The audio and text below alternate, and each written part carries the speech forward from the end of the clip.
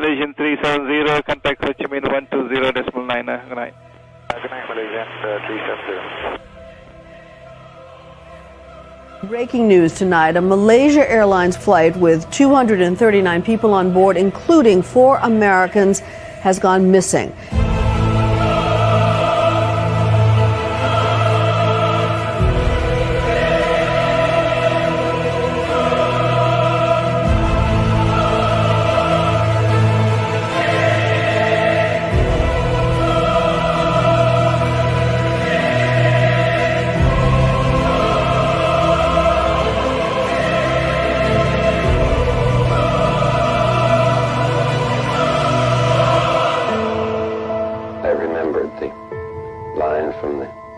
Scripture, the Bhagavad Gita, Vishnu is trying to persuade the prince that he should do his duty, and to impress him takes on his multi-armed form and says, "Now I am become death, the destroyer of worlds." What up, everybody? Welcome to the live stream. Oh, my goodness. I just realized. Oh, Hard Truths podcast, guys. Guys, okay. If you have been living under a rock, there has been some big drama going on. Wow. Ross Coulthart came out and he said he doesn't believe the MH370 videos are real. Guys, it hurt me. It hurt me to my core.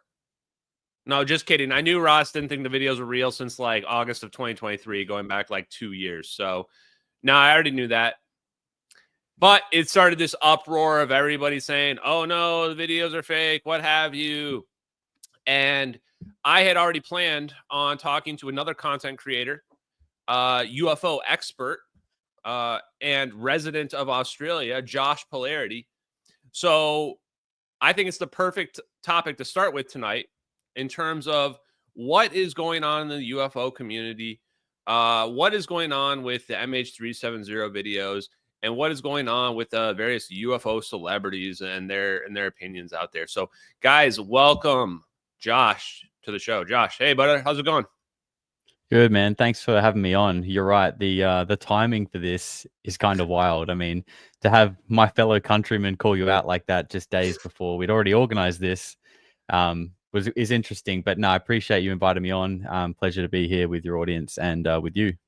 Well, let me start with how much money to storm Pine Gap, or to get you to storm Pine Gap, not me, but like you to go do that. Like, look, I don't think that'd end well for me or for anyone. That'd probably be the end of Polarity Channel if we did that. We're gonna start a GoFundMe and get it going, guys. We'll see. I think everybody's got their price. We'll find out what Josh's price is.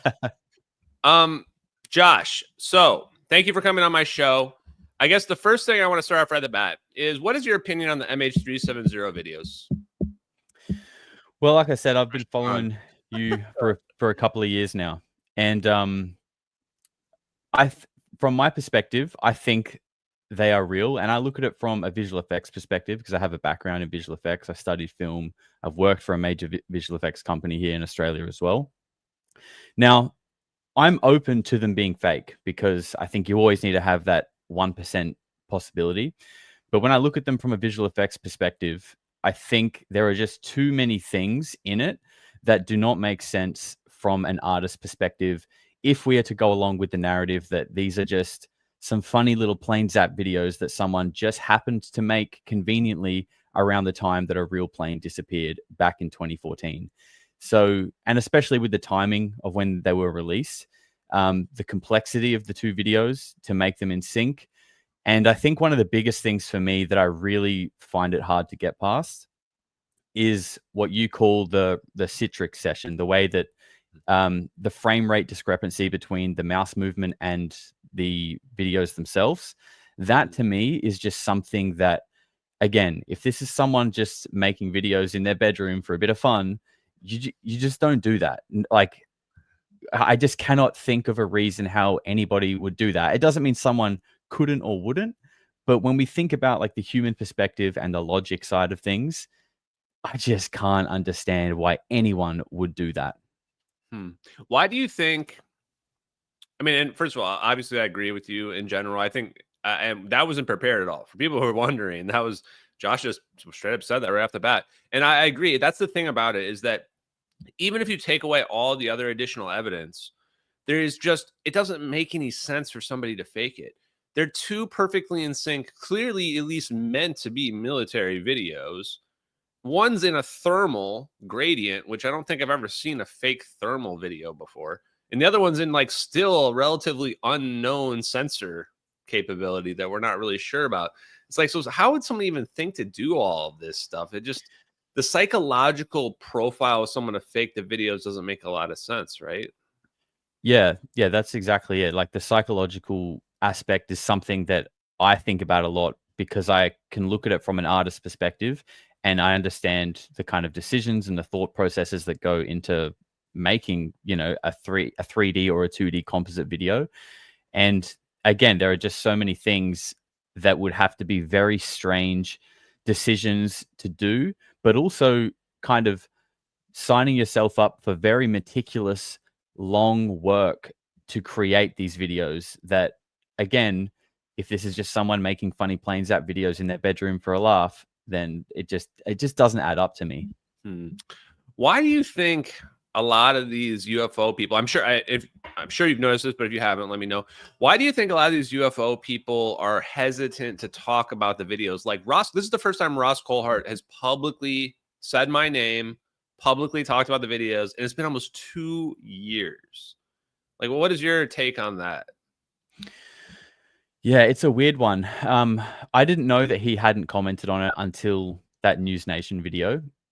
And I mean, I like Ross. I guess because he's a fellow Australian.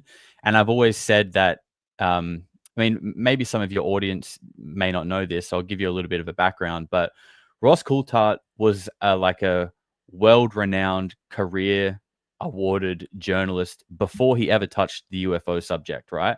So most people who grew up in Australia grew up watching him on 60 Minutes, and he would always be covering the big stories going into the Middle East. So he was very well known and respected primetime TV. And then he just kind of stumbled into UFO world, 5-6 years ago. So for me, I was like, oh, it's the guy that used to be on TV growing up. Now he's talking about something that I'm interested in. So he already kind of came into this for me with a lot of credibility.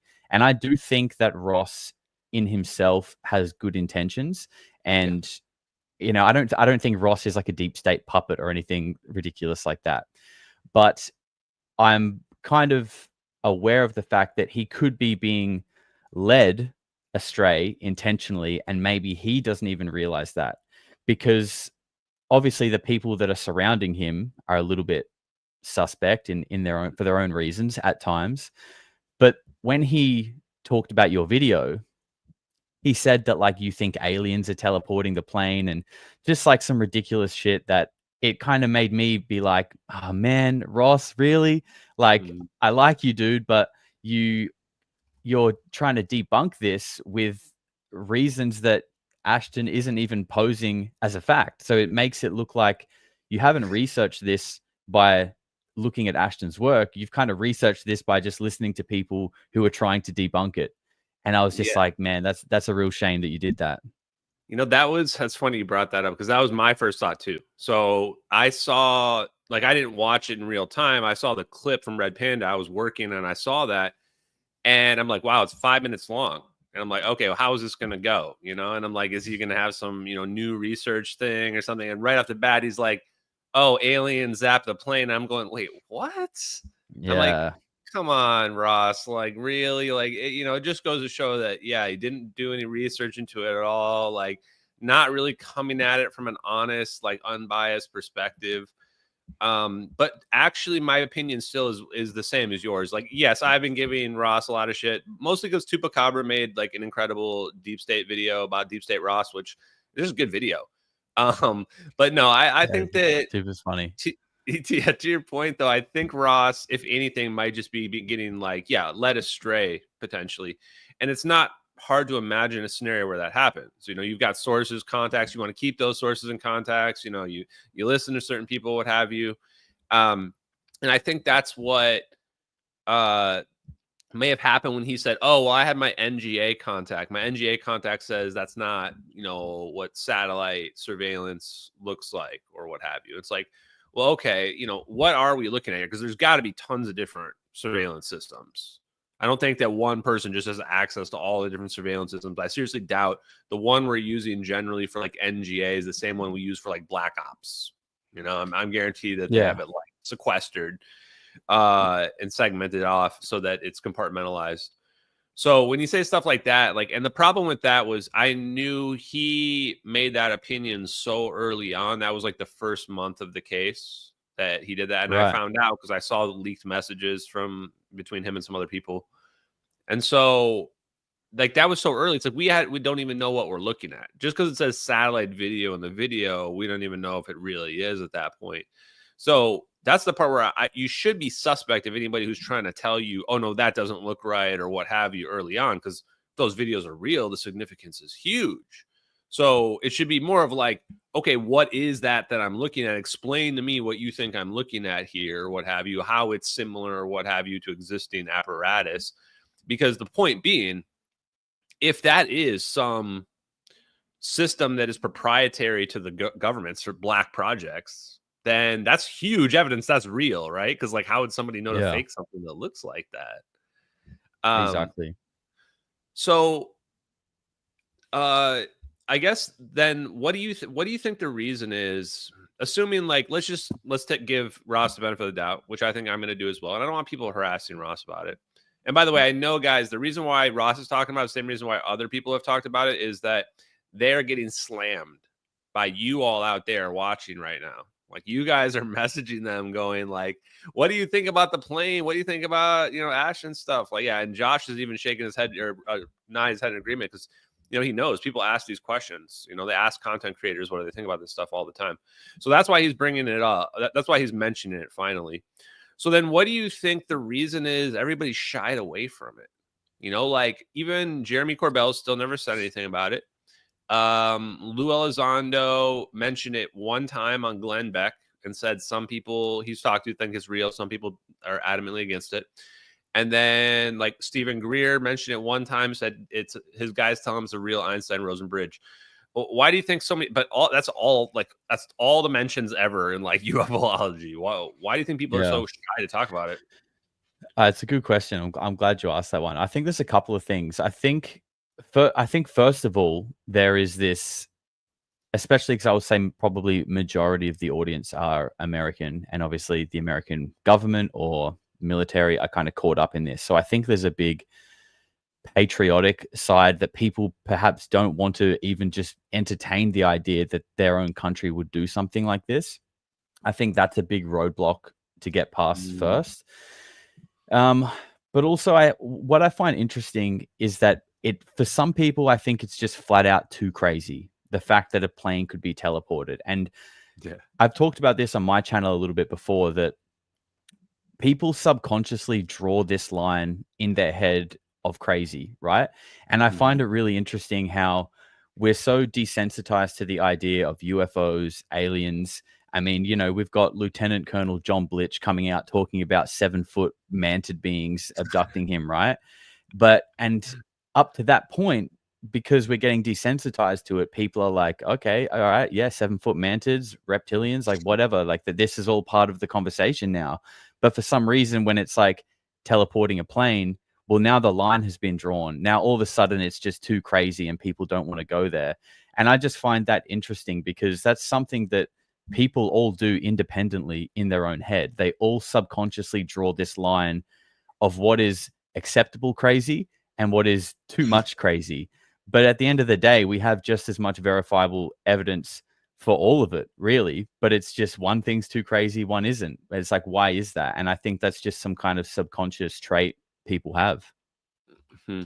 Yeah, no, I agree with you. And I think it was Chris Ramsey. I think it was when he was talking to Jesse Michaels, where actually they were talking about MH370. And he said something about people message him, say, don't talk about it. It's going to hurt your credibility. Or some people say oh, you're hurting the UFO community by talking about those videos. Jesse, Jesse can't talk about it. Is that what you mean?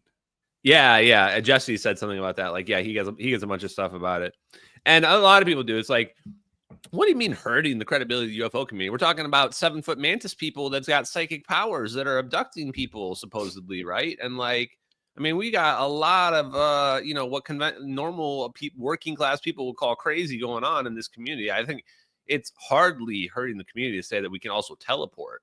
Plus, let me just throw this out there. Where are these aliens coming from? Are they like, unless they're on this planet, which, you know what, there's some good plausible theories that might be in the oceans or something like that. But let's just throw that out for now. Let's stick with, Steven Spielberg, ET stuff. How are these aliens getting here? I keep saying they're not coming on SpaceX rockets. The speed of light is just simply too slow to get here from like anywhere. In fact, it's the dumbest part of the 3-body problem, actually, is that these aliens are like super hyper advanced and can send these like AI super things to us and what have you, but they can't go faster than the speed of light. So that's like their one limitation is they're stuck going super slow. So what do you think? Like, do you think faster than light travel makes sense? Do you think aliens could be visiting us from other solar systems? Or are you more of like, if there is something here, it's got to be like ultra terrestrial, like cryptid? Well, on the faster than light travel thing, I can't really comment because I don't have a grasp on physics the same way that you do. But I do know that I know Colonel Carl Nell in some of his speeches, he has referenced. I think it's Miguel somebody, Mexican person. Yeah. You should remember his name. Keep going. Yeah. So that person in the 90s theoretically kind of worked out faster than light travel. So I can only take these credible people's words for what they are. Perhaps that is possible. I mean, one thing that I think is important to think about is that if time travel is possible, then if that's been invented, I think actually Jason Giorgiani articulated this really well in a Spaces recently, where he said, like, if at any point in time travel is invented, then from then on, every point in time in the future and past from that point is now kind of like being a vortex into that point, because once you can manipulate time, you can go into the future, you can go into the past. Like once it's solved, it's solved. And now it kind of exists through all timelines and history, which is a pretty mind-bending thing to think about. And basically, unless you agree that we are the pinnacle of invention and the furthest society has gone, and I mean, you could argue that the pyramids, and there are a lot of evidence to say that we aren't, then perhaps it has been invented and perhaps timelines are being manipulated. But sorry, to get back to the other part of your question. No, you're good. I think like my personal hypothesis is that these extraterrestrials, these non-human intelligences are probably here. They probably already have been here. They've probably been here for a long time and coexisting alongside us. But perhaps in another, I don't know if the word like dimension is the right word, because I feel like that makes it feel like Stranger Things, like we're going into the upside down or something like that. But something like that. They're somehow coexisting with us in a way that, they don't put on a backpack and get on the bus and do a 9 to 5 every day. They're kind of here, but they're not with our civilization. Huh. Interesting. Yeah, I want to explore that a little bit more. I think I've been too harsh on the idea that they're not spiritual or not extra dimensional. Maybe I need to be more open-minded to that, especially somebody that's saying that we can teleport airplanes, which we can definitely do. That's it. I want to play this clip of Carl Nell, actually. I'm glad you brought him. By the way, why do you find him to be the guy that you bring up that you're interested in? Why do you find him credible or what have you? Oh, I only brought him up because he is the person who I specifically remember referencing Miguel Alba something. What is it? Alcubierre. Alcubierre. Yeah. He's got a tough name to say. This might be actually the clip. I am not sure. Let me see. Carl Nell. Here it is. Let's see. The point is faster than. Hold on. What? He says faster than light travel is not possible. This is false. Miguel Alcubierre, a postgraduate student at the University of Don't feel bad. He butchered his name as well. It's Alcubierre. It's Alcubierre. Mexico in 1994 solved Einstein's equations for an effective faster than light mechanism. NASA has investigated this. Everyone accepts his solution as valid. His solution requires negative energy. In 1960, quantum physics demonstrated or predicted the reality of negative energy. In the 90s, the Casimir effect was demonstrated in the laboratory. The Casimir effect demonstrates negative energy. The expansion of the universe, which is caused by dark energy, is negative energy. So we have a solution to Einstein's equations that allow effective faster than light travel. We've got the existence of negative energy proven. This isn't an engineering solution. This isn't a means where we can go and do this, but theoretically, it's possible.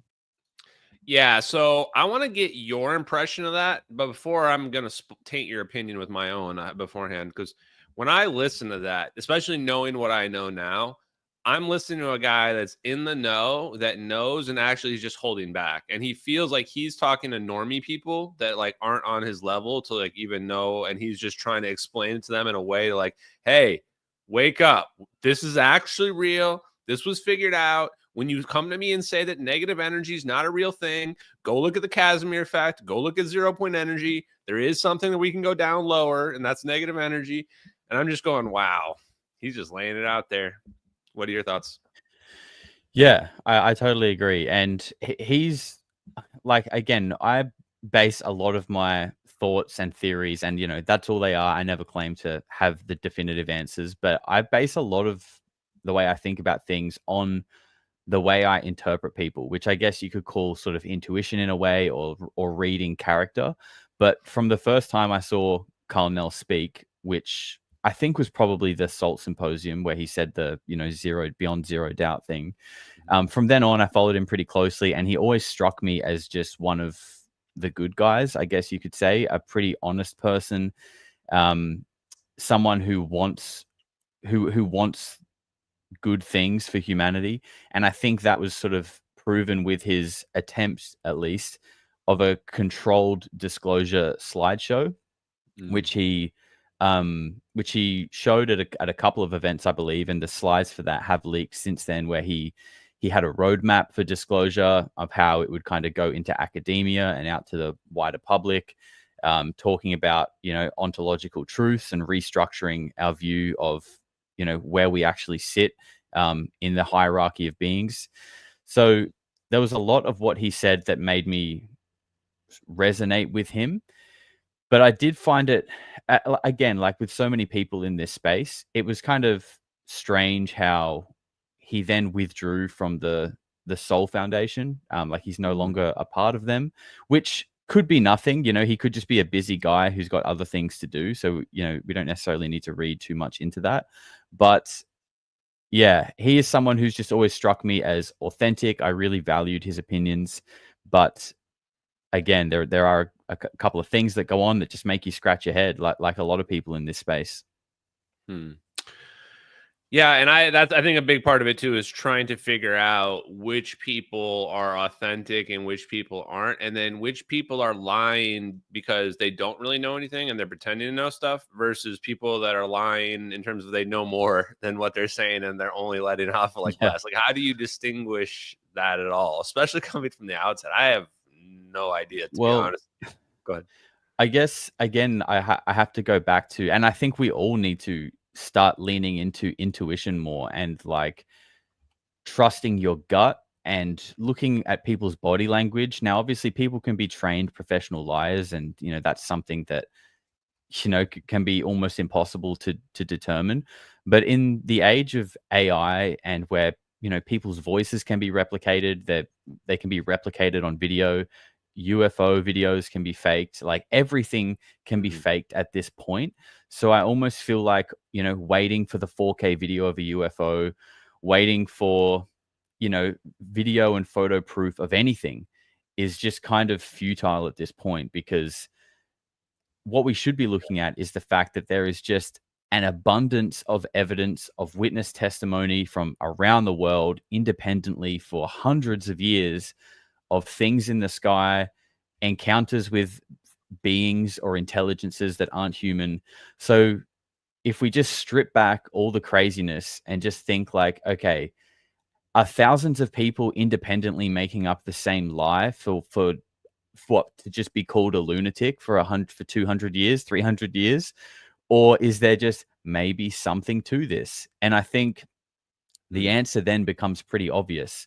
So again, I think, there are people in this space, for example, like Jeremy Corbell and Stephen Greer. They're two pretty good examples, I think. I think both of those people get a lot of shit because of their personality. I think Jeremy Corbell is a very like excited, sort of. He's got that like real strong Cali accent that annoys some people. Like he's got his quirks, right?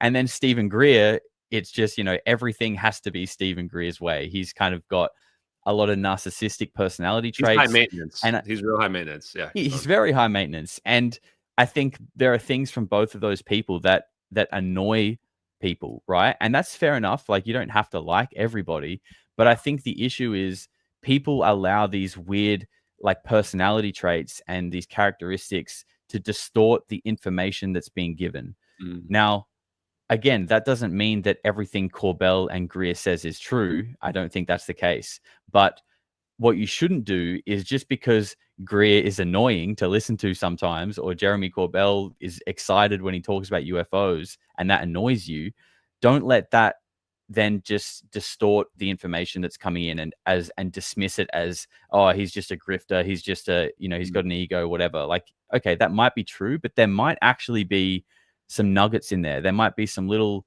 bits that are worth listening to, but if you let your own preconceived biases and your own ego get in the way of listening to someone, you're just, you're never going to be able to make an informed decision because your own ego is just getting in the way.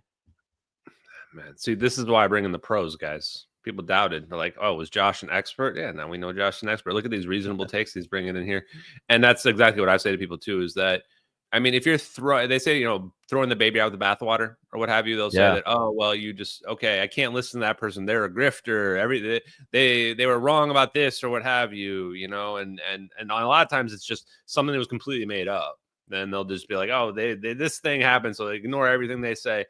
That probably prevents us from getting disclosure, which is going to be my next question to you. But I want to take a short break and hit some of the donos very briefly here that we got, because we got some huge donation from Gabriel. Wow.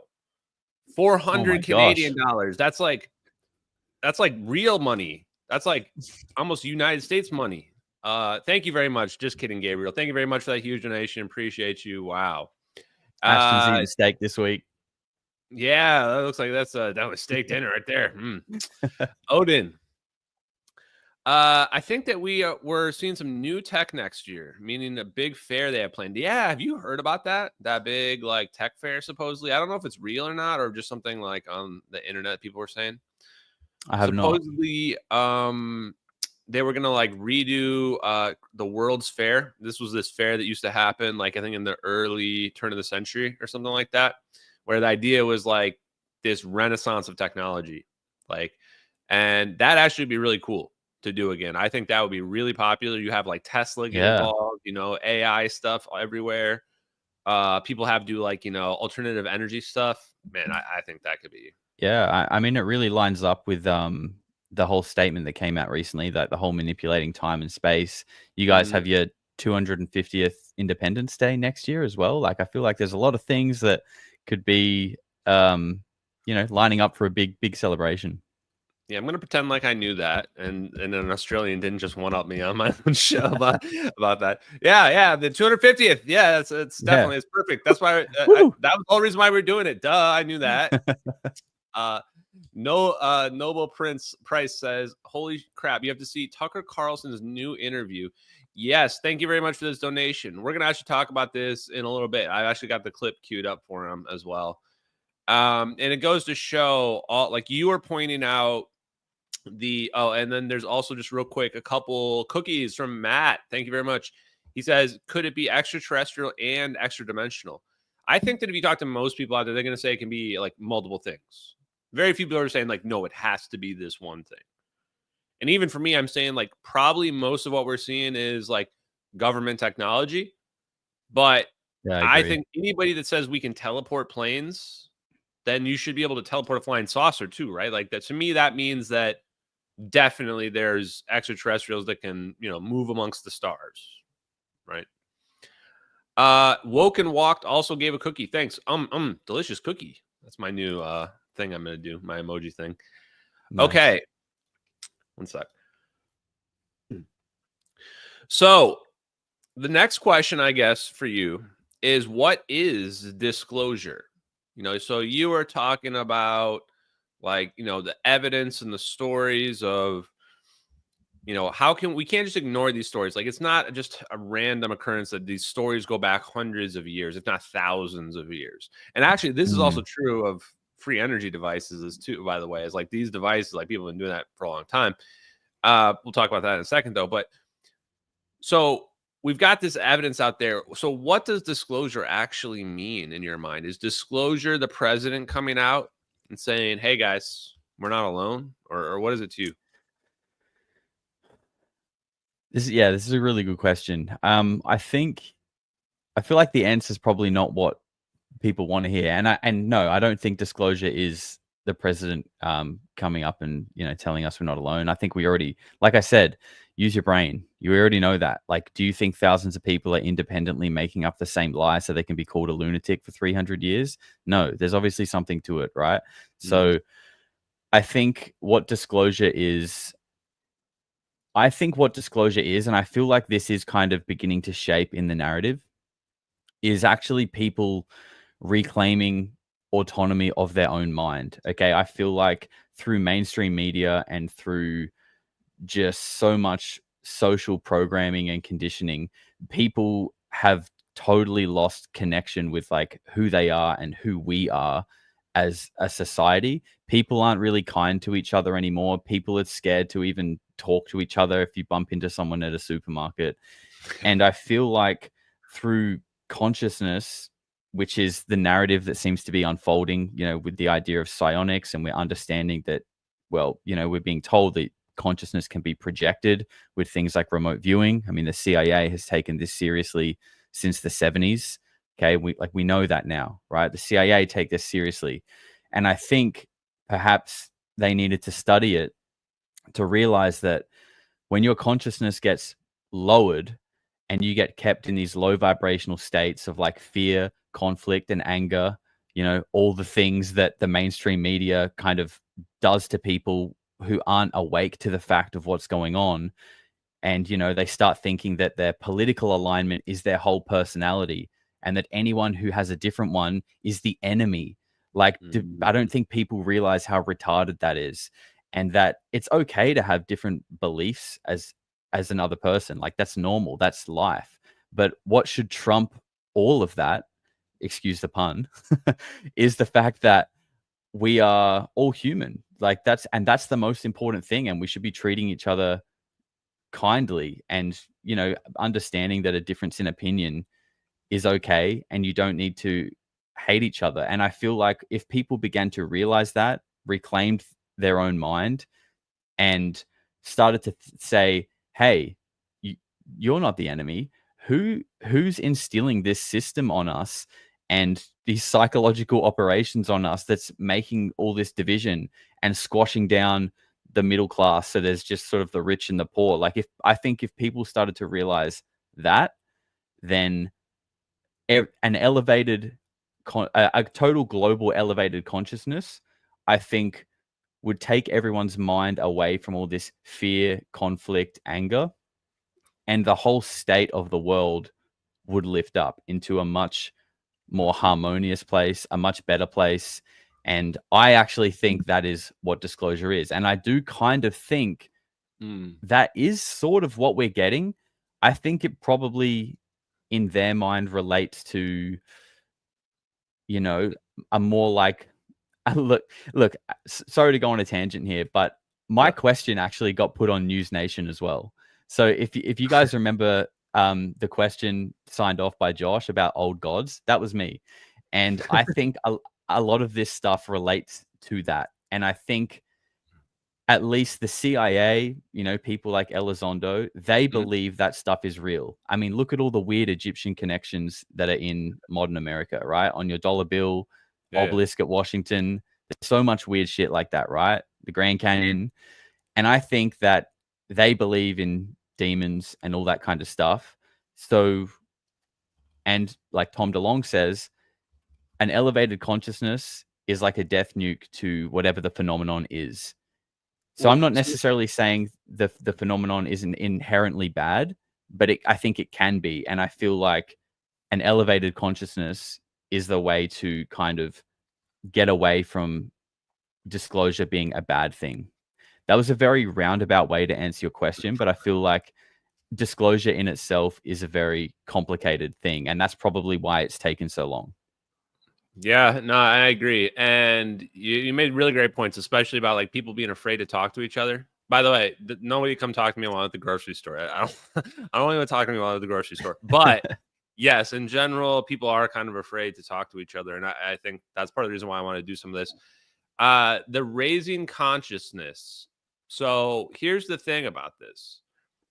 People in the chat and stuff are saying, oh, this is what everybody's been saying. You know, we just have to raise our consciousness. But what I've learned is that that's actually what it is. It really is that. Yeah. Like, if you listen to what Josh is saying, what does he really mean? He's saying that there's a lot of people out there that are blue-pilled, just completely blue-pilled about, and it's not like a thing where you're just like blue-pilled about necessarily everything. You can be pick or choose, right? But they're blue-pilled about the idea that aliens could be visiting us, or there could be advanced technology that might exist that could allow something like to happen, right? And he's saying that those people have to wake up to that idea. That's the only way we're going to get disclosure. It's not like you can force someone to just believe what you're saying. That's not how the real world really works. So I think the point, and I don't want to speak for you, at least the point I would make, though, and the reason why I would agree is that I would say that what I learned early on is that disclosure is not somebody saying something in front of a podium. It's not even wheeling out bodies either, actually. Disclosure is us waking up, us coming to a realization. I think the bigger thing is that what we're being fed is it's like, oh, the realization of aliens being out there in our place in the universe. It is about our place in the universe, but it's more than just like aliens being out there. It's more of like what we're capable of as a civilization if we have all technology unlocked to us, not just like fire technology, Yeah. So that's my I agree. And I think the reason why like an elevated consciousness is key, because obviously an elevated consciousness is when you're projecting and, experiencing life through the realm of like peace and love and, all that kind of stuff. If this 0 point energy and for free energy is released, obviously we know that there is so much potential for it to be weaponized. Like you can't give free energy to a technology that thinks it's acceptable to bomb a country that doesn't agree with you. We need to understand the fact that like it's okay when people don't agree, and that's just life. It doesn't mean you have to go and bomb them. It just means that, hey, they have a different belief and that's okay.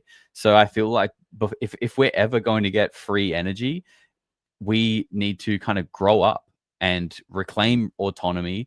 Don't let everything offend you. Okay. Like we just kind of need to grow up a little bit. And I think the best way to do that is probably to unplug from like mainstream news, unplug from people around you who have a victim mentality, and start just taking control of your own life, doing things that make you feel good, doing positive things, helping people, being kind. I think if everyone just started doing that individually, the whole world would kind of change rapidly, and that would essentially be like a form of disclosure in a way.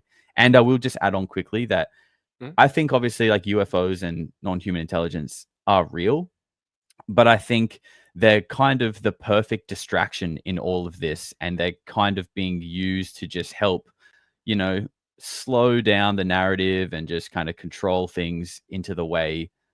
Like, it's keeping us occupied. Like, ooh, are they from Zeta Reticuli? Like, maybe, but I don't think that's what really matters here. Yeah, and that I think is their weak point too, and that's why I'm glad I was going to bring up free energy. Obviously, you're down with the idea is that one thing from my journey coming from the outside is from the outside before I got involved in this, I did not connect together the UFO phenomenon and free energy. I thought they were two completely different things. I thought they were two, separate things. And what I learned early on is that they are absolutely cannot be disconnected. The reason why you find so many people who are free energy or also UFO, fanatics is because free energy and anti-gravity are connected. Like manipulating the 0 point energy is how you get both of those things. Like the 0 point energy is the source of the energy. And that must be also then how the aliens are like, where's the energy source for the alien flying saucer, right? Like there's no rockets on that. Got to be using something else. Yeah, it's definitely not AA batteries. Yeah, ain't no AA batteries in that thing. So I thought the free energy aspect of it is the scary part about it to me, because then, like you said, I agree with you. I'm of the opinion that sure, aliens exist. I mean, I think it's silly for anyone who thinks they don't exist. Like, you know how big our universe is? It's practically infinitely big, from our perspective. It's just at this point, it's either just ignorance or being uninformed. Like if you don't understand that. But I think most people do. Like it's just kind of logical. The thing to me is like a kangaroo is an alien. I'd be as scared if I saw a kangaroo, and I'm not, you're Australian, so you tell me, like, if a kangaroo's in a dark alley at night, I'm going the other way. Like, I don't want to get a kangaroo. He'll get you. He'll jab you. Exactly. You know what? That thing's probably more dangerous than most aliens would be, frankly. Yeah, and I've thought about that too. I mean, people always go to the octopus as a classic example of, like, these are intelligences that don't speak English, or they don't speak a language at least that we can recognize, but they're living, they're sentient, they're not human, but because again we're desensitized to them, it's just like, oh no, that's an animal, that's just an animal. But what if an animal came from outer space? Is it still an animal, or is it now it's now an alien just because it came from out there? But it's still another form of life that is sentient. What's the difference between an animal and an alien? It's a non-human intelligence. It's the same thing. And see, now you're asking the big question. And see, this is why you have earned your pedigree as a UFOlogy expert here, because you're asking the real questions that the normie people aren't. The normie people are just thinking alien, right? But you're going, wait, what does alien even really mean? Like, if you look at the scale of sentience, we have everything from plants to like lower life form animals and creatures, even bacteria. And then we have actual animals, and like, are animals sentient? And then we have like, they're smarter and smarter animals, where we get to like whales and dolphins, and then like, octopus, which are apparently really smart.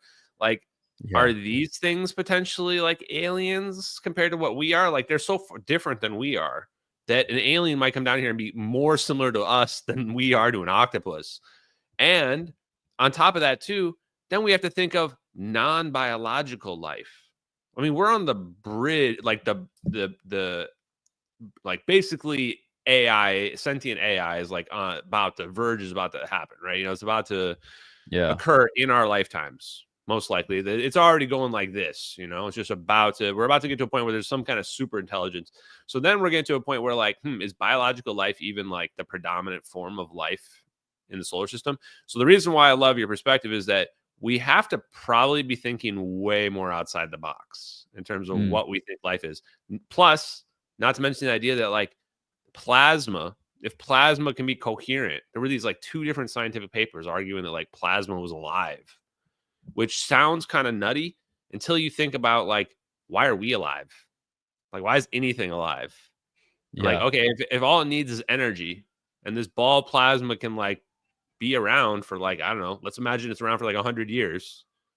What if is that not alive then? Who knows, right? Yeah, it's interesting that you brought up AI as well, and like the fact that, I think it's Moore's law, the fact that the increase in computing power and technology in general is just exponential, right? I think it doubles on itself every 2 years. And I feel like we're at a point now where like that doubling every 2 years is just so huge that like I like to look at, say, like our grandparents, right? Our grandparents sort of grew up way before the internet and they kind of probably in their 40s and 50s had to adjust to this new thing called the internet.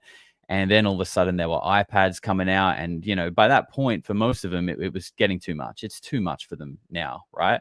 Well, we haven't really had any form of meaningful disclosure in terms of like what technology is that actually exists. And all the meanwhile, while we haven't been told everything, it's actually doubling every 2 years in the background.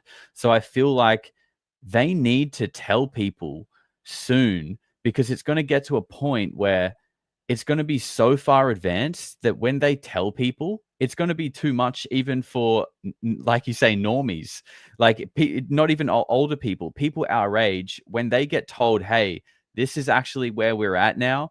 It's been doubling for the last 10 years and it's just, you're going to think it's magic, but it's actually not. People aren't going to be able to digest that. So I think that's probably got a lot to do with disclosure as well, is the fact that they need to tell people before it just shatters people's minds. Oh, brother, you hit the nail on the head. That's what I think is going on with the MH370 videos too. Is like, yeah, you've got, it's not just normies. People that are like straight up UFO community, aliens are visiting us, they're sending me psychic messages. People are going like, you know, that can't be real, because it shatters their minds. And I think exactly what you just said is what occurred. Is that they had AI and quantum computers in like the early 2000s, like 10, 15 years before we got it, maybe even more. And it just started taking off. The AI just starts solving everything. Like, yep, you're right. Here's the answer to the, you know, gravity stuff. Like, you just start feeding it like Tesla's work and shit like that. Like that, like, you know, Trump's uncle stole. You know, you feed him all his work, and now the AI is spitting out all the answers for you. And then once you get it going, like once you've got your first plasma ball that can float around, you're like, okay, now we're making more plasma balls. Okay, let's get them. What can you do, AI? Tell me what we can do with our plasma balls. Like, oh, start spinning them around an object. You can make it zap away, right? Where if you look at it from the perspective of like not having the context, you're just looking at something disappear. It just seems like, no, okay, that's impossible, right? But if you actually break it down, I say demystify it. Be like, okay, you know, imagine the AI, like what breakthroughs is the AI figuring out? Like, okay, space isn't empty. Okay, negative energy, right? We heard Carl Nell just say it. Like, it wouldn't surprise me at all to find out that like Carl Nell, you know, like the reason why he's saying that is because he's seen behind the curtain. They have their own AI, and they're like, oh yeah, this thing's like, it's a different world. And then to your point, the problem is that the commercial AI is going to figure it out too. It's going to happen again on the commercial side. The same singularity is going to occur. So you've created basically a clock where essentially at some point it's coming out, you know, and like, this is what I say is going to start happening. It's already kind of happening, because I've noticed AI is really good if you give it the right prompts. And once again, I have to say here, do not tell AI like, is this real? Don't ask AI shit. Like, that's not what AI can do.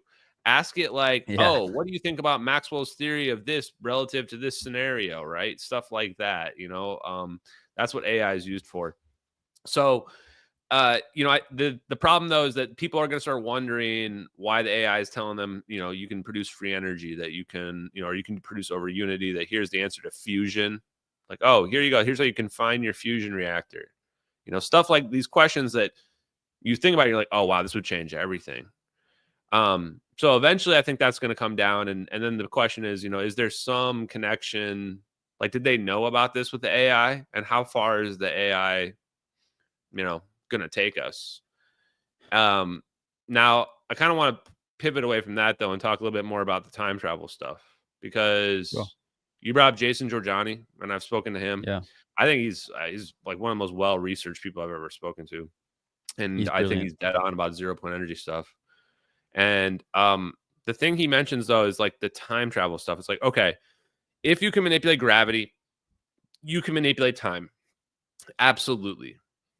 But then the question is, okay, do we know that that automatically creates different timelines? Maybe not. That's the part that kind of spooks me a little bit, is that there's two predominant views, and there might be more. Who knows, right? Like, we're in uncharted territory here. But one is time deterministic, like the show Dark, which is where like he sees himself, but he doesn't recognize himself because he's an old man or whatever when he travels back in time and he visits his younger self. But you can never change anything. Like what happened always happened. And even if you think you would never do that in the future, you did do it. You just don't know why, what brought you to those circumstances. So reality could be a situation like that if you can go back at all. The other option is that you might just not be able to go back in time at all. There might be no way, like there might be some kind of speed limit thing that says you can just, there's like a time dilation correction or something that always occurs that prevents it. And then the other option would be like the many worlds scenario where, like you were saying, like if you go back, you're basically, what you're doing is you're actually shifting universes. Basically, you're not really going back in time. You're shifting universes to a new universe where time is shifted a little bit, right? And now that's a different universe that doesn't impact the first one. I think it'd be pretty cool to figure out what's going on with those. And if there is some spiritual aspect to it, my perspective from the physics would be that would mean the many universes theory is the one, because then some of those universes, like, you know, have demons and weird shit like that in them. I don't know. What are your thoughts? What do you have? Yeah. I mean, the whole concept of time travel is very, it's mind bending, right? It's hard to even begin to really like process how it would work, how it would function. But I'm definitely open to it being a realistic concept. Whether it's going on actively in modern time, I don't know. But what I do find interesting, and this is something that I've talked about on my channel a little bit, is that if we kind of wind it back to say 5 or 10 years ago, and actually I'll just kind of weave in here as well, just touching back on the AI thing, right? The whole quantum computing Google Willow chip just kind of came out to the public recently, which means if this is public knowledge now, that means this was military knowledge probably 20 years ago, right? That's just the way things work. So it's interesting how in, say, like the last 10 years, all throughout pop culture, which I believe a lot of ideas are seeded to either desensitize people or to introduce concepts or even to leak out bits of the truth muddled with misinformation. So if anyone actually discovered the truth, it's easy to write it off as just a lunatic who watches too many movies. And what became very prominent is the idea of multiverses, right? Through the Marvel movies. The Marvel movies, which are somehow so popular. Okay, so I worked in visual effects. We did some of the Marvel movies at the studio that I worked at. Incredible movies from a visual effects perspective. A lot of work goes into them, but shit movies. They're so bad. I mean, like who wants to go watch a movie where you know what's going to happen, right? You know that the good guy wins and the villain will probably come back and nearly win and then he'll lose. They're crap. So why are they so popular? I don't know. Maybe it's all a psyop. I don't know. But I find it just strange how these movies are so popular and there's so many of them, and they are all really introducing this concept of a multiverse.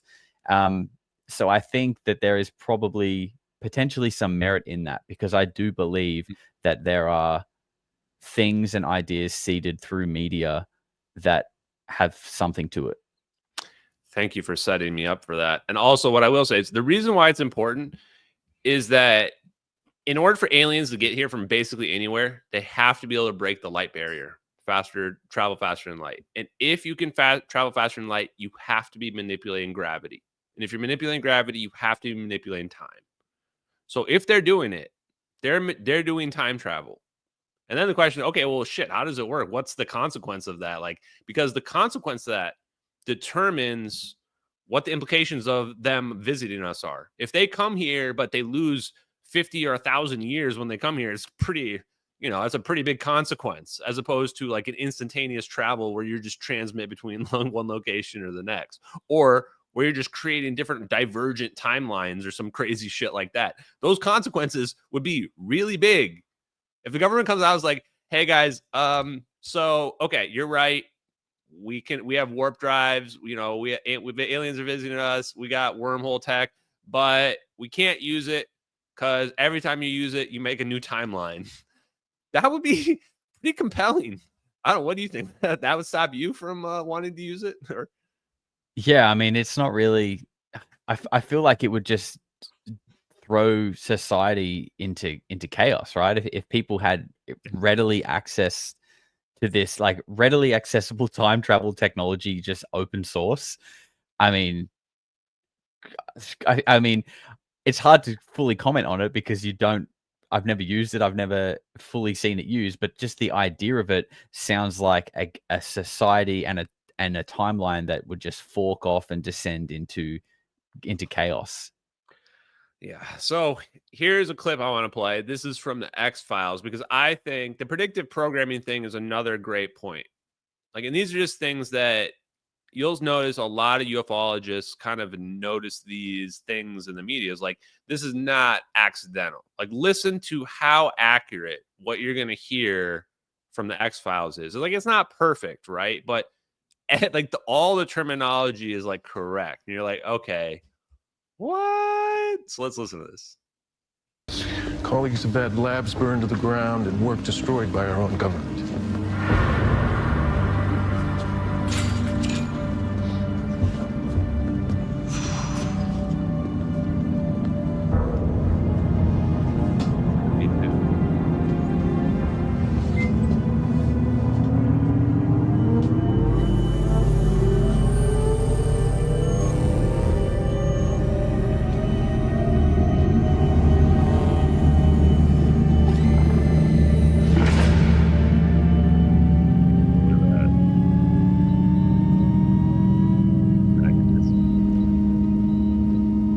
Toroidal energy, so-called zero-point energy, simply the energy of the universe. You're talking about free energy? That we've had since the 40s. No fuel, no flame, no combustion. Simple electromagnetic field. Technology kept secret for 70 years while the world ran on petroleum. Oil companies making trillions. What I'm going to show you next is the most unbelievable part. That's the original, guys. I didn't edit that in. That's how it looked.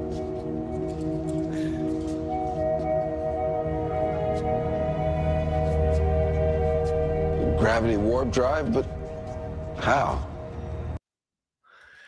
So I mean, how that clip couldn't be more on the money. What the hell? I don't know. That was from like 4 or 5 years ago or something like that. He's like, toroidal energy, so-called zero-point energy.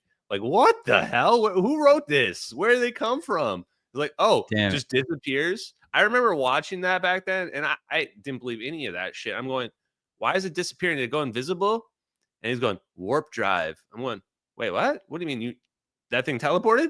Right? Like, that's what they're saying. How crazy, huh? Yeah, that's funny. I feel like I didn't know that we were going to watch that clip. So it's funny just how much what I just said applies to that clip.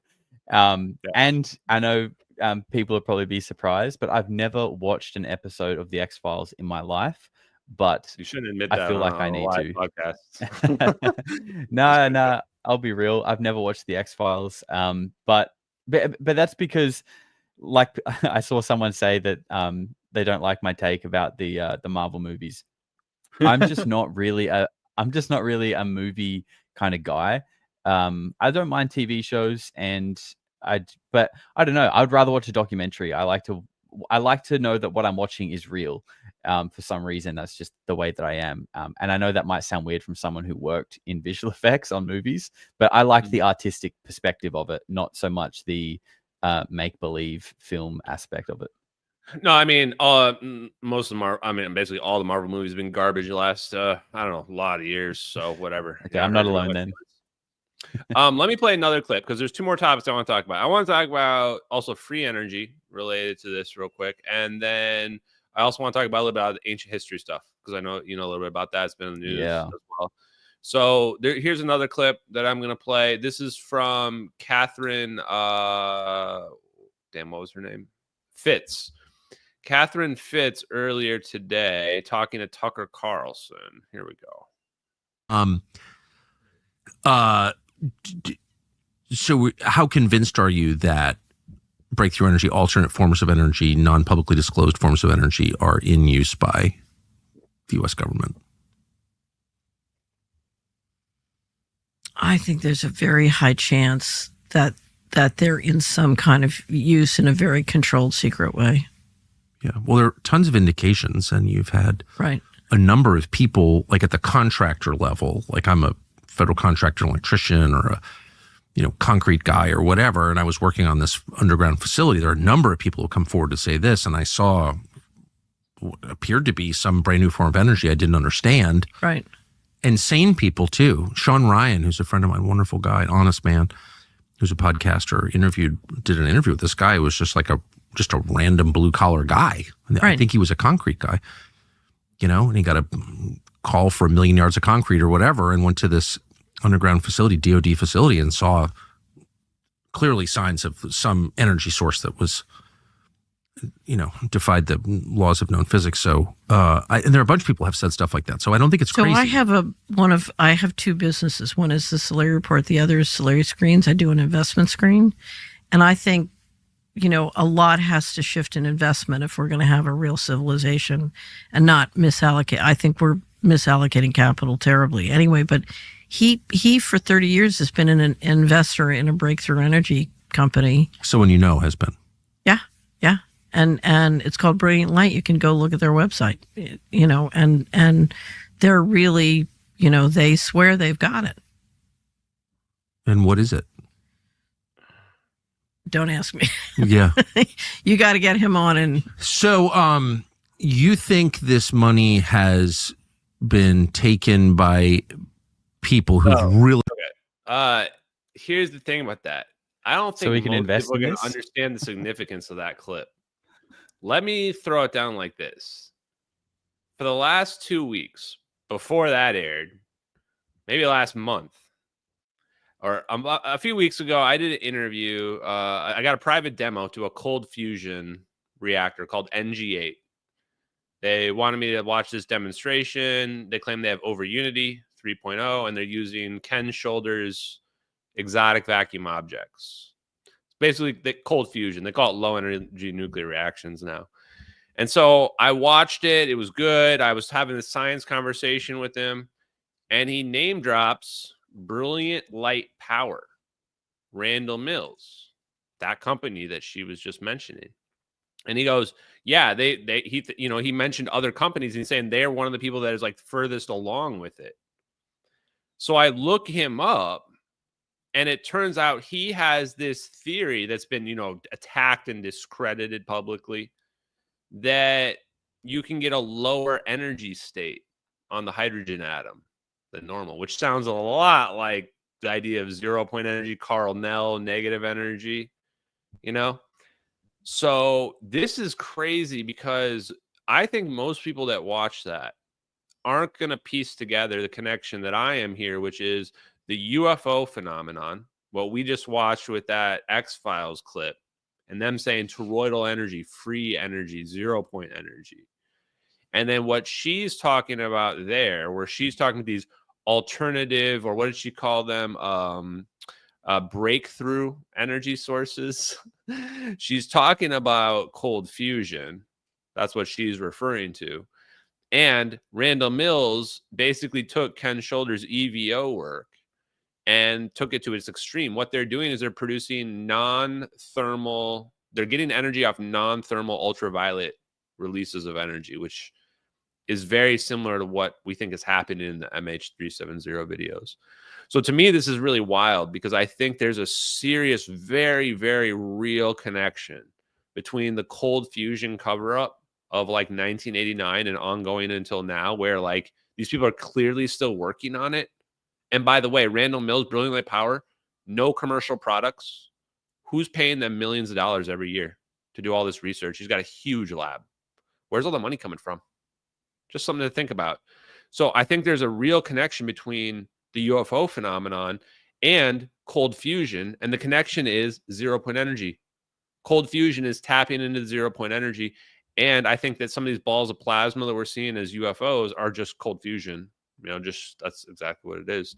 So what are your thoughts on all of that, the connection between free energy?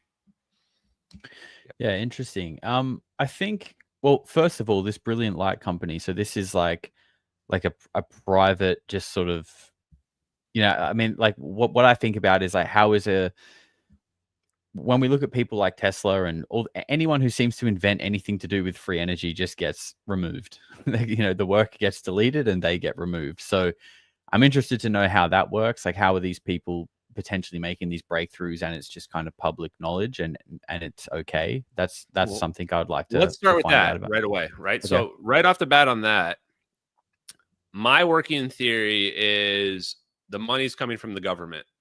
He's getting paid and it's classified. They're just classifying the work. And basically the deal goes down like this. We're going to publicly discredit you, but behind the scenes, we're going to set you up. We're going to give you money. We're going to let you do your work, and we get first dibs on everything, right? There's no, this kind of research costs tons of money. How the hell are they getting all this money with no commercial products? It makes no sense at all. It doesn't add up. So something's missing from that front. And then there's the other angle too, where, okay, maybe they are on the verge of it and they haven't quite figured it out. So maybe the government has figured out, or maybe some other defense contractors are as well. And truthfully, I don't know. I reached out to the owner. I reached out to Randall Mills, and he was super short with me. Like, I basically asked for an interview, and he asked to see my experimental results. I was like, I'm not an experimentalist. I don't know what. I don't know what he wanted.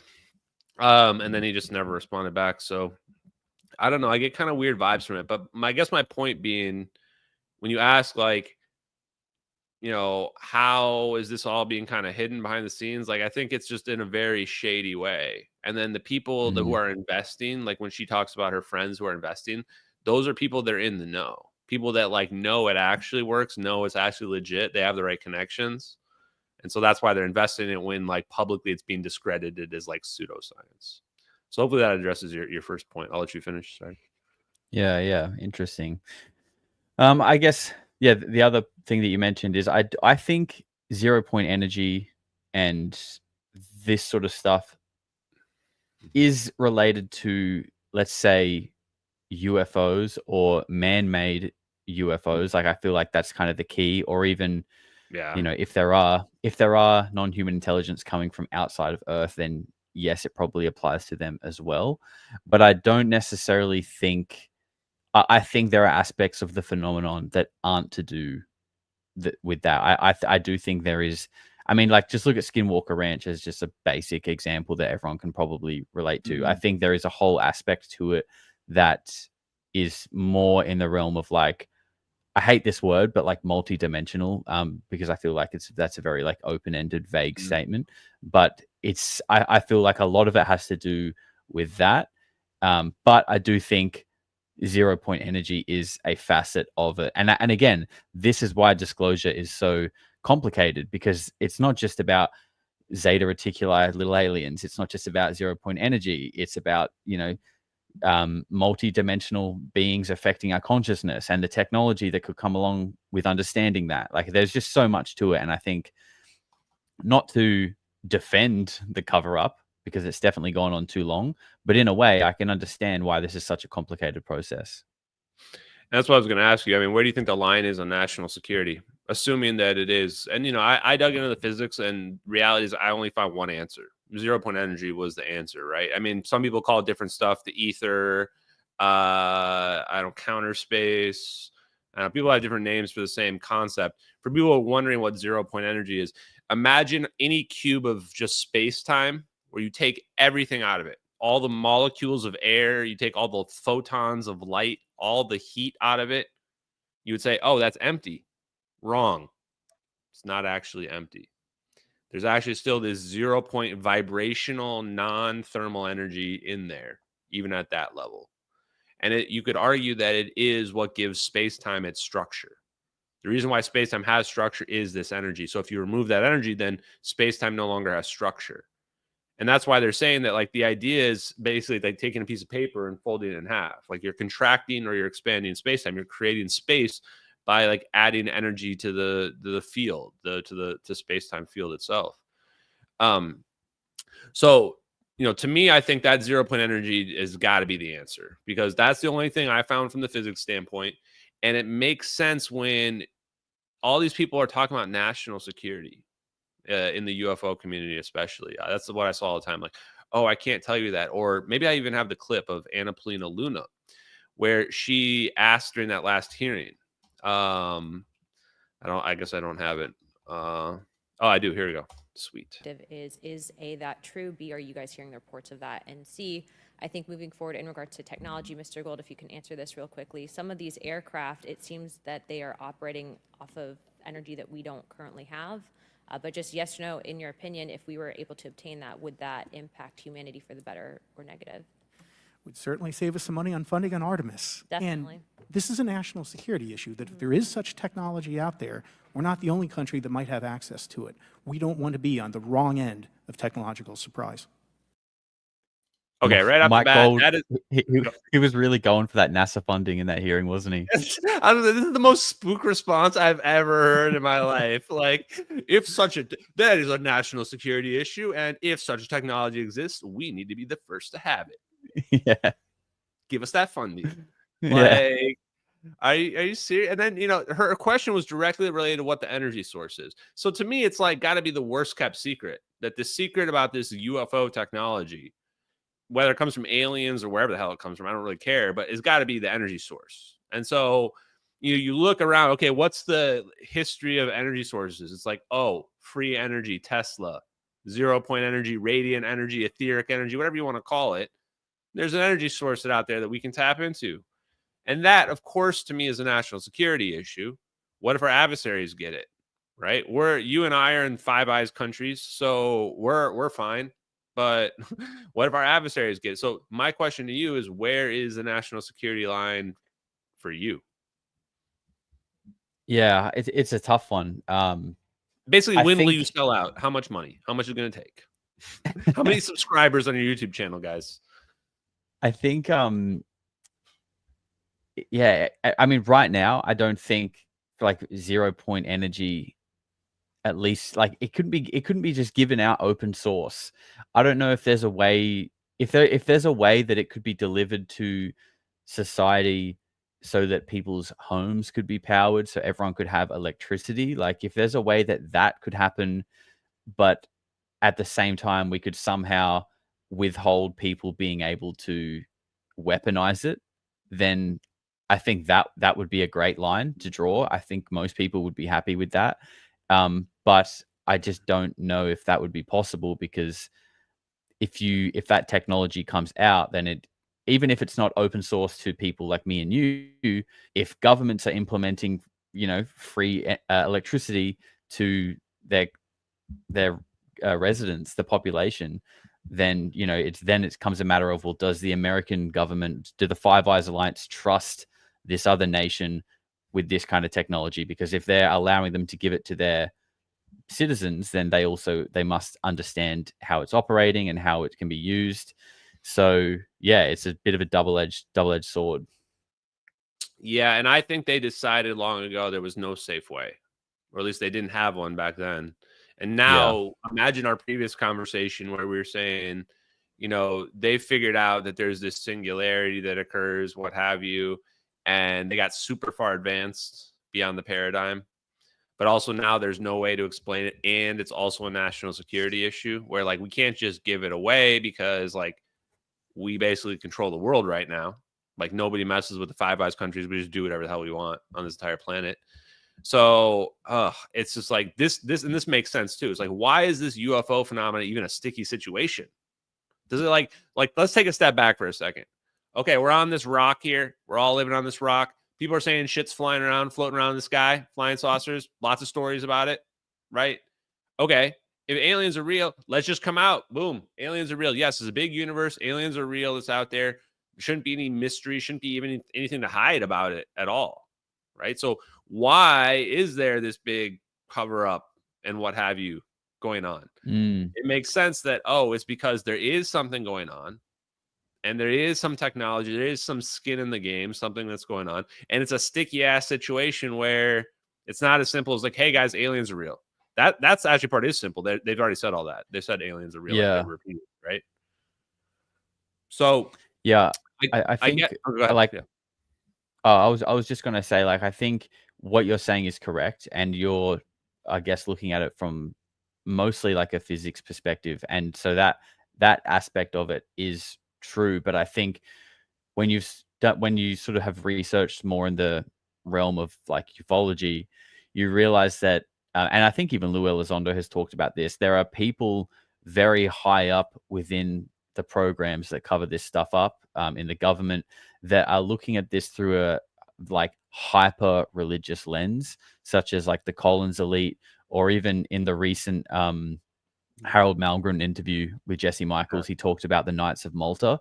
So I think these I think these ancient, well, I don't know if you could call them ancient, but these sort of very old secret societies, like they still exist. And the Knights of Malta is listed as a military group. Now, they're not like the military in a sense of they're going to go out to war, but they're considered a military group, and they're part of consulting on like global economic issues. Like they still exist, and I think they still have a lot of influence. And I think those groups that are, you know, Freemasons, they're inserted at all kinds of levels of government and military, and they have very strong beliefs with a bit of a religious connotation to this topic. So to them, it's very like demonic, it's very serious. And I think that also plays a pretty key role into why we're not being told, because basically the decision is being made through this very like spiritual religious lens that it's not a good idea. Yeah, I think so. First of all, I want to know your opinion on Elizondo, and then I want to dig into this Freemason like historical possibility of technology and ancient history as well, to kind of wrap it up. So first of all, what do you think about Lou Elizondo? What do you think about some of these people? What are your opinion on the people that are like, you know, still spooks but also disclosure advocates apparently? Yeah, Lou Elizondo, it depends what day of the week you ask me. I mean, it's so hard. He's probably the one character that I've sort of flipped between like disinfo agent, real, like, you know, so much. And I think it's important in this space to tell people that like it's totally okay to like, you don't have to subscribe fully to someone being a grifter or honest. Like it's okay to just reserve judgment and just continue to absorb and consider and just let things play out. So I kind of like to do that with Lou, but I want to say he comes across as genuine, but he does he does say a lot of things like, you know, whenever he gets asked a tough question, he says things like, well, just let me thread the needle here. Like, and he kind of does these very like roundabout ways of answering questions, which to me doesn't come off as very, it feels like you're kind of hiding something. And in the reality of it is that he is, and he's kind of shown that, right? And this is the one thing that kind of gets me, is that when Lou Elizondo came out in 2016, 2017 with TTSA, right? He did that because he left ATIP, he left the government, and he did that to try and push this disclosure narrative out there. Well, when he did that, at the beginning of TTSA with Tom DeLonge, he was coming out and saying, oh, there are these unknown things in the sky. We don't know what they are. They're threats. That was like his narrative back then. And now if we fast forward to, you know, his book Imminent and where we are in 2025, that's completely changed. But he hasn't, you know, he doesn't work for the government. He hasn't since then. So you would assume that his knowledge on the subject hasn't increased because he's not involved in those agencies anymore, right? But from that point, what the things that he's been telling us has slowly increased year by year. We've been getting a bit more from him, a little bit more, from what are these threats in the sky to now he's talking about, yeah, like multi-dimensional, you know, non-human intelligence, recovered craft, Lockheed Martin have a craft. Like the story has grown massively. So I can't help but just say, why didn't you tell us this in 2016? Like, it sounds like you've got some kind of rollout plan. And maybe he does, and maybe that's not a nefarious thing, but it also could be. So, you know, it's so hard to have a definitive opinion on someone. I like to, especially in his case, just continue to take everything with a little pinch of salt, but I definitely still listen.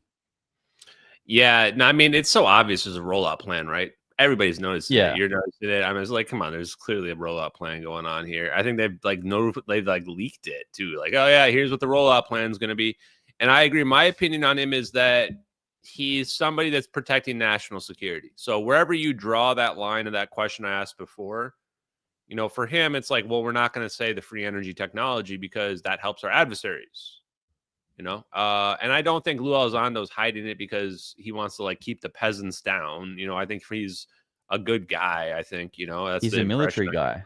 Yeah, he's a military guy, so he's gonna do whatever it is to protect America, protect the homeland. That's right. So I understand. So, and this is why I like, even though Ross Kohler came out and said, "Oh, I don't think the videos are real," I want these people to get on the record because I want to understand where they're coming from their mindset. Because I already know the videos are real beyond any shadow of a doubt for me. I want to understand where everybody else's mindset is to figure out like how we're going to get that conscious awakening, how we're going to wake these people up who don't think that, you know, we have this kind of stuff out there. So I think that's a pretty fair take on Elizondo. So, and again, I agree with you. I don't think we should just, even though I think we know where he's coming from now. Now we can address, or we can look at what the information he puts out there through that lens. Like, for example, what happened to that whole 23-minute video thing? Everyone was so excited about it. Everyone was so excited about 23-minute video. They're trying to get information from him about it. And then he says in his book, it's 3 orbs of energy circle or like playing in a perfect triangle formation. And everybody's going, really? Is that in his book? I didn't see that. No. You didn't know that? Dude. Supposedly being recorded by a Predator drone as well. I just went, what? Obviously, he knows the MH370 videos are real. Are you kidding me? Wow. You think there's just an epidemic of orbs of light in perfect triangle formations flying around? That's what the 23-minute video was? No, this was huge news when his book came out and people read that.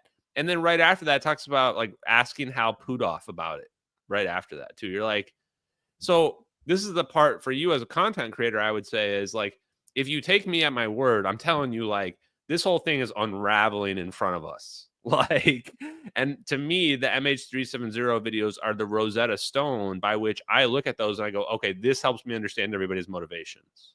Like, this is what's really at stake here. Now I get why they're protecting national security. Now I get why everybody talks about Hal Puthoff like he's some kind of godfather, because he like is apparently of all this shit, like the last man alive too.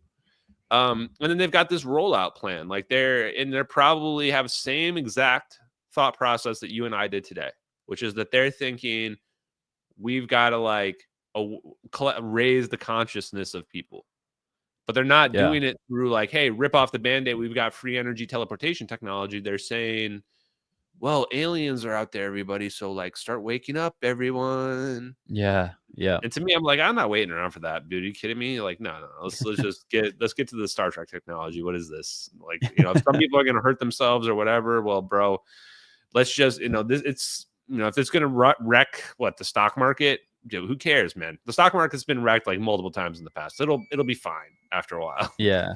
I feel like any great change and any great shift in anything really, but specifically society in this instance, it's never seamless. It's never smooth. It always, I think things that are great can often feel bad initially. Like what could potentially be like a golden age and a really great future could initially feel, just to someone who's very short-sighted, could feel like, oh my God, the world's ending, the stock market's crashing, we're losing our jobs to AI, oh my God. But if you have a little bit of foresight and you can maybe just like look maybe 5-10 years down the road, that is going to turn into a whole new elevated society and a new age. So I think, maybe the next few years might be kind of rough. I mean, it certainly seems like people think so with all the 2027 rumors that we hear, and maybe it will be, but I don't think still, like I always say, what are you going to do about it? You're going to sit around and cry about it, or are you just going to make the most of the situation and just get on with it and just stay positive and keep moving to like a better future, which I'm sure will come. Well, so let's hit the last topic, which is ancient civilizations reset theories. So I'm getting kind of on board with this idea that like to me, I look at this technology. I am on the record many times saying that I think this 0-point energy technology is like oblivion, that it's just infinite power. So we're eventually going to wipe ourselves out, which makes me think that this technology might be like a cycle where you wipe yourself out, you start all over again. You build yourself up, start all over again. And I think that's a very interesting theory with respect to our planet, because we got all these old buildings and things where like, oh, maybe it's like 5,000 years old. And we're like, yeah, okay, there's water erosion. Like, that doesn't make any sense. And then we've got like Stonehenge, where we can't explain how we've got stones. Like, how did they get these stones on top of these other stones? And we're like, oh, that's really old. And then we find Göbekli Tepe, which is like 20,000 years older than that. That's also got the stones, right? And I'm just like, okay, what's going on here? So what is your take on like the connection between like ancient history and either the technology or aliens or whatever? Yeah, I mean, that's a massive question. There's a lot there, and I'm really into this. I really do like this topic. I think the idea of civilizations resetting periodically is definitely a possibility. When we look at the whole the idea that we are a civilization with amnesia, we don't know sort of where we came from, who we are, how did the pyramids get here? Like, I feel like we're a civilization with amnesia for 99.9% of us. Okay, we know that, you know, CIA, governments, the Vatican is the big one. You know, there are places where knowledge is kept. So given that, then the question is, why isn't the knowledge shared? Is it because it's so scary and horrible, and the truth is we are going to be wiped out in 2027, and they just think, well, if we tell everyone now, it's just going to be chaos until then. It's better to just not tell them, and then it happens, and then it's all over. Or is it the fact that there's knowledge there that these, you know, Mr. Burns up in his castle wants to keep for himself and dominate civilization? I don't know. Like, there's so many different lenses that you could look through it at, and I try to always look at it through the lens that paints humanity in the best light. Like, I don't like to think that humans would knowingly treat other humans like slaves, and that could be like naive or wrong, and it might be wrong, but I think it's at least a framework that you can look at things through that gives you like a positive experience with it. Did you ever play Assassin's Creed? You know that game? I played a little bit of Assassin's Creed. Okay. A little bit of Assassin's Creed. Yeah. So, man, for some reason I always think about that game. It really freaked me out. So the first one, basically, you're playing this game, and the story is the guy's reliving the memories of his ancestor. And you get to the end, and like the big reveal is these Templar that you were killing, they're actually hiding this super advanced technology. That's what you find out. And then you're back in like, you know, the year 1000 or something like that, right? Or like 1200. And you're like, oh, wait, what? There's this secret advanced technology in this game. And then all of a sudden, like, you're the character, like you're the guy going back through his memories as his ancestor, and he unlocks this like magic technology, and this hologram comes up, and it's talking, but it's not talking to the character. It's actually talking to you, the player. Like, not even the guy in the memories. It's actually talking to you, the player, being like, that's cool. There's this technology that's been hidden. So it breaks the fourth wall. Pretty cool like that.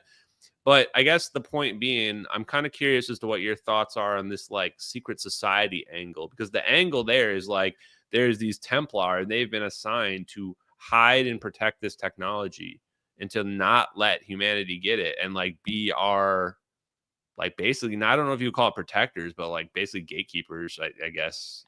I think is how it plays out. Yeah, that's a really cool sounding game and theory, and that's something that I've talked about even when we speak about the terrible truth theory, and the fact that, you know, we all understandably are like, tell us the truth. You know, you think we can't handle the truth, you know, but I feel like there is, again, if we want to try and paint humanity in the best light, which I think is something that we all would like to do, I wonder if that the fact is that imagine if, I mean, Lou Elizondo's actually said this. Lou Elizondo said, what if the very act of disclosure triggers something that we might not be ready for? So I've often thought that, what if the truth is that the people who are hiding whatever the truth is about reality is that they're actually like heroes, and that they've kind of subscribed themselves to this life of being called a villain, getting shit thrown at them every single day. But in reality, they're actually protecting humanity. They're serving a thankless job that allows people to go watch their soccer games and drink beer on the weekend and have fun. You know what I mean? Like, I think that's a potential reality of this situation. Yeah, and honestly, I love that that's your view on it. That's exactly my view, is that there must be some terrible truth. And then the real question is, okay, what is the terrible truth? For me, the most likely plausible thing is that we live in a prison, that this is a prison. The reason why there's plans for all this reveal of this technology is that we're basically either in a zoo or a prison, or what the hell's the difference at that point, and that we could be traveling amongst the stars anywhere in our galaxy, but we've been intentionally not given this technology. But to your point, another, in my opinion, very plausible terrible truth is that I call it the Gurren Lagann scenario. There's this anime where essentially when humanity gets a certain threshold of technology, like once they figure out the 0 point energy technology, we go from fire to 0 point energy. Then the alien overlords instantly teleport in out of nowhere. They just phase in out of nowhere and just start wiping us out. And it's like, it's no contest. They have like God tier technology compared to where we're at. And the only reason why they didn't bother before is we were just never really a threat. It didn't matter. They were just waiting for us. Like, why would we constantly hold them down? It ends up being this cycle where, they constantly reset everything. And then we constantly build back. And once we get to that threshold again, they just reset it again. And it almost becomes like the Matrix, where you have just these cycles going on. And at some point, Neo breaks through the cycles and finally is able to fight back against this power. I think that's really scary. And how sick would it be if it did turn out that all these guys that we're calling like counter intel guys or whatever, that they really are like pushing some button every day that keeps us all alive by gatekeeping the free energy technology from us, that prevents that from happening, Yeah. If you read between the lines of what some of the things Tom DeLonge said, again, in the early days of TTSA, he basically said that, like, in the early days when they were trying to figure this shit out and what's actually going on, that's why they kept it a secret, because they wanted to figure it out. And then they realized that they couldn't defend against whatever this phenomenon was. And that now they feel like they've kind of reverse engineered the technology enough that they think that they can potentially fight back. And this is just my theory, reading between the lines of what Tom DeLonge thinks. So it's not necessarily what I think, but I'm just trying to draw what I think he's getting at, is the fact that we've been, again, in the shadows, covering this up, trying to work out how to protect ourselves from, like you said, a potential point where we hit that kind of is like a reset button from some other, God-like power that comes here and resets us. And that it seems like Tom DeLonge thinks that we've been trying to develop technology and weapons that can basically, when that moment comes, fight back and potentially break out of the prison. That's what it sort of seems like he's alluding to. And when you look at the way even recently, every Five Eyes nation has been pushing to increase the GDP spending on the defense budget. Weapons are the single biggest investment, and that's like the cutting edge of technology for every single country in the world. Is that just because we're paranoid apes, or is it because the people at the top do know that maybe we do need to prepare for something? And maybe, as Lou Elizondo said, the very act of putting the word out will trigger that happening now. And we're just not quite ready, but we nearly are. We've nearly got enough nukes ready, but maybe not. I'm just kind of having a bit of fun with that there. But that is potentially what it seems like that narrative is. Yeah, and nukes are going to do nothing, not against a species that has 0 point energy. It's like going up against somebody who has an AR-15 with sticks and stones. Like, you're no chance. And you bring a good point. It's like, what if the dark forest theory is the right answer, right? It's like you have to be real quiet, because the moment you start lighting your civilization up with 0-point energy, the moment you start manipulating space-time, actually in Star Trek, the actual like gatekeep thing is like the moment a civilization makes their first warp drive, that's when they're allowed to be contacted. They can't be contacted before that. So to your point, like that's the whole idea, is like, okay, there is this point where you reach it, and now all of a sudden here we come, right? Yeah. And to your point about fighting back, very interesting you mentioned that. I don't know if you've watched my interviews with Salvatore Pais or the ongoing saga, but he released a letter through my friend Dave Rossi that one of the lines specifically was, "I believe in human technology." And the context was very clear. The context was using that technology to fight back against alien technology, which Wow. I from didn't see anybody that. else, I would just think that's just crazy talk. But from Salvatore Pais, the U.S. Navy engineer, I thought the same exact thing that you're thinking about. Like, what if we've been trying to figure it out, that there is some adversary?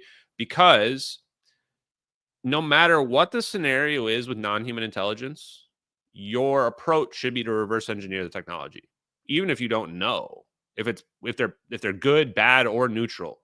In any scenario, we should be reverse engineering the technology, right? So it kind of makes sense that we would do that.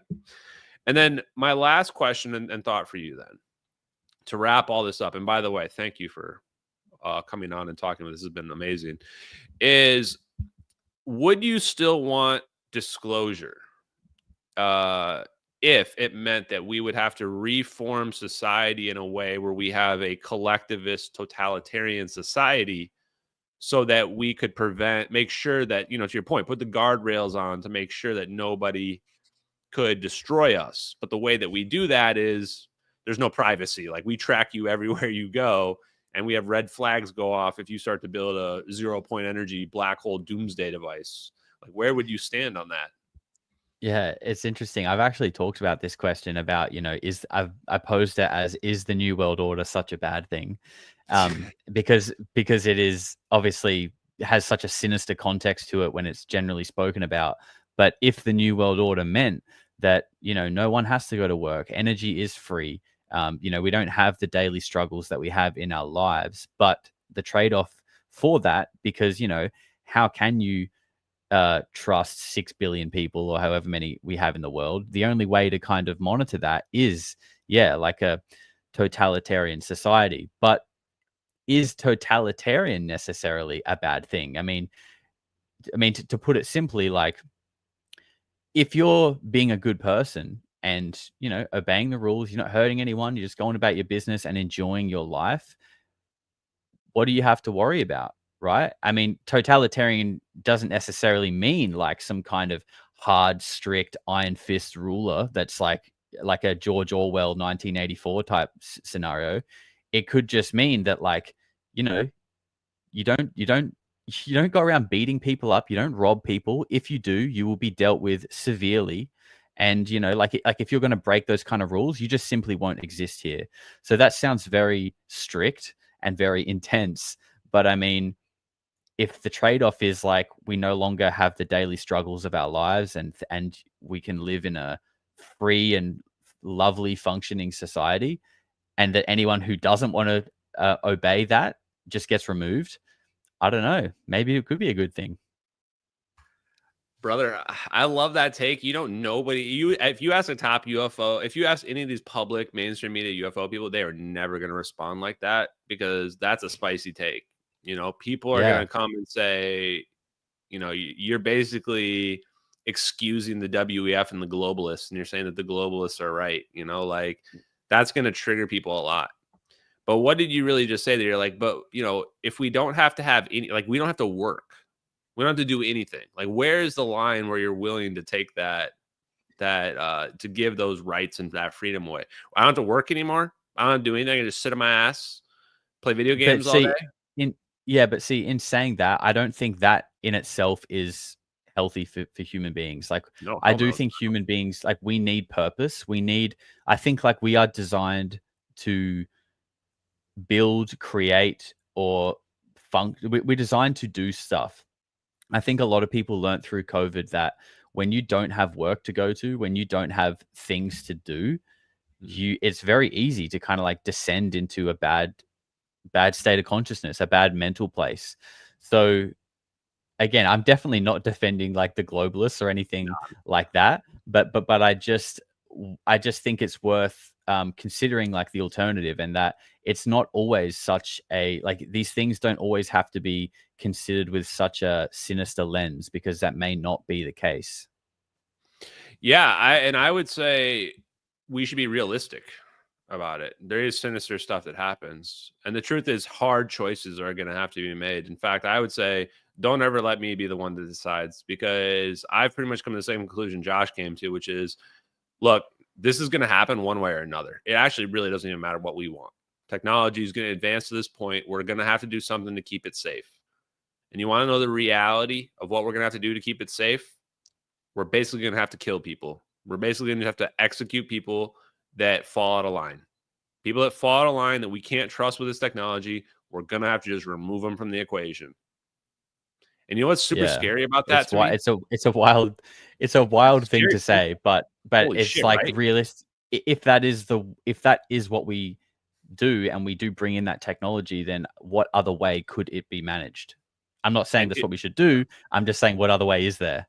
And here's the scary part. Imagine that you knew that back in like early 2000s or late 1990s. You knew that for sure we were going to get to this point where like we're going to have to be making tough choices. And then you look around the world and you go, where's the biggest problem area? Oh, we have these fanatics in the Middle East who are cutting people's heads off, who are very religiously devout, who have like basically no respect for life because they've been taught to believe that the afterlife is really the better spot for them, right? Can we trust these people who are blowing themselves up, literally blowing themselves up with this 0-point energy technology? And then what do? We go wipe out Iraq, Afghanistan, Syria. Meanwhile, who attacked us on 9/11? Saudi Arabians. Like, the point I'm saying here, and this is just a controversial take here in general, is that, you could see a situation where not all people in the various religions in this country and this world are going to be able to live peacefully together with unlimited destructive capability. And so we either have to start changing people's belief systems or figuring out another way for how we're going to do this, because otherwise there's no way this planet is going to last. Like, no chance.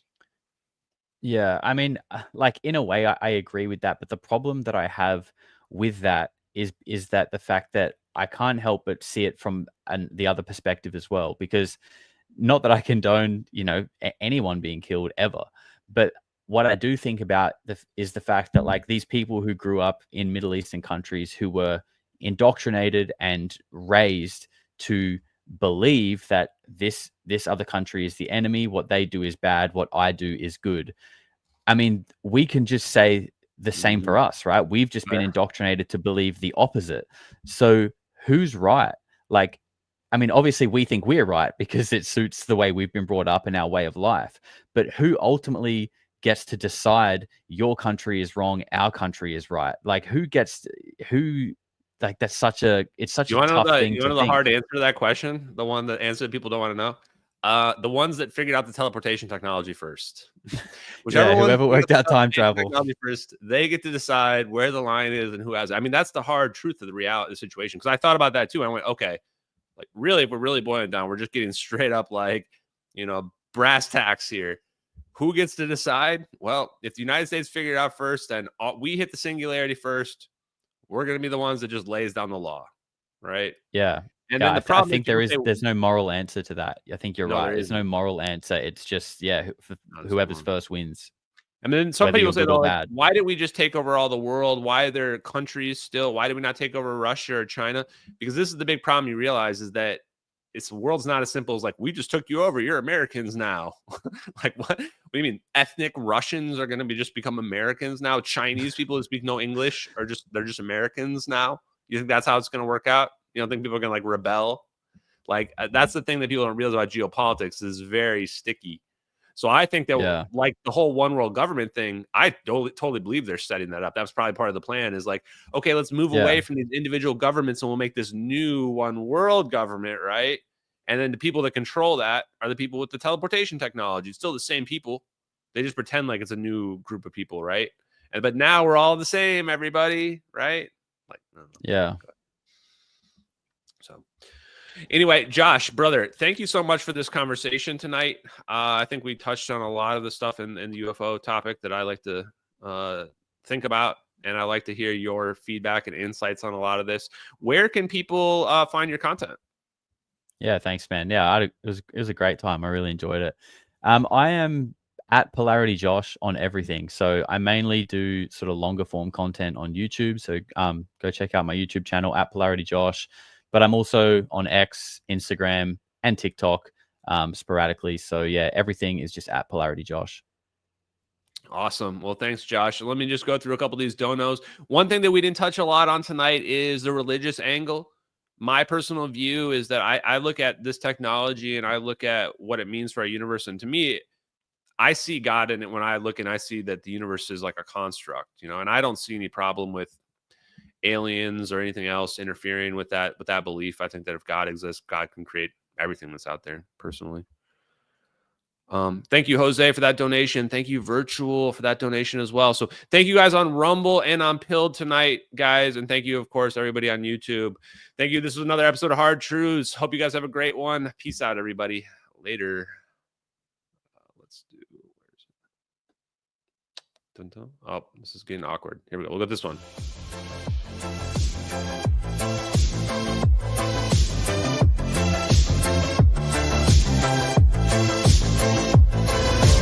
Infrared eyes, scanning the black, tracking the heat, never turning back. Control 22, a covert gaze. Control 33, in the cosmic maze. Controls in the mix, secrets untold. Silent watchers, brave and bold. In the shadows, they silently glide, protecting our interest, far and wide. As fears, sentinel of the night, watching over with infrared sight, alerting us to threats afar, guiding our defenses like a guiding star. In the silence of space, they keep their post, shields unseen yet feared the most. With precision and speed, they warn of danger, keeping us safe from the missile's anger. As beers, sentinel of the night, watching over with infrared sight, alerting us to threats afar, guiding our defenses like a guiding star. Controls in the mix, secrets untold, silent watchers, brave and bold. In the shadows, they silently glide, protecting our interest, far and wide. As fears, sentinel of the night, watching over with infrared sight, alerting us to threats afar, guiding our defenses like a guiding star. As fears, sentinel of the night, watching over with infrared sight, alerting us to threats afar.